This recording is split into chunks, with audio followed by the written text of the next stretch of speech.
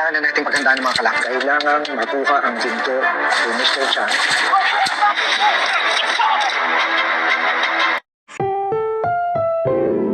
Ang programang ito ay rated SPG, striktong patnubay at gabay ng magulang ang kailangan. Kapag magising na si Rudy ay mayroon siyang tinatagong sikreto na ipagtatapat kay Gabo. Ito ay tungkol sa pagkatao ni Gabo. Hindi niya talaga totoong anak si Gabo dahil ang totoong pamilya ni Gabo ay ang pamilya Jacinto. Siya ang nawawalang anak na lalaki ni Isobel at Ricardo. Sa madaling salita ay mayaman pala si Gabo. Siya ang may-ari ng barangay Gininto ang Lupa. Siya pa naman ang paboritong anak na Ricardo dahil lalaki siya. Siya ang inaasahang susunod sa yapak ng kanyang ama. Habang si Sam naman ay ampun lang.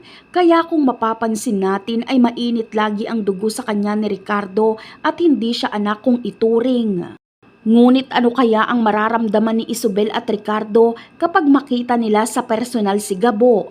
Makakaramdam kaya sila ng lukso ng dugo? At sino naman kaya ang totoong pamilya ni Sam? Posible kayang nagkapalit si Sam at Gabo at si Rudy ang totoong ama ni Sam? Yan ang aabangan natin sa mga susunod na episode. Paalam!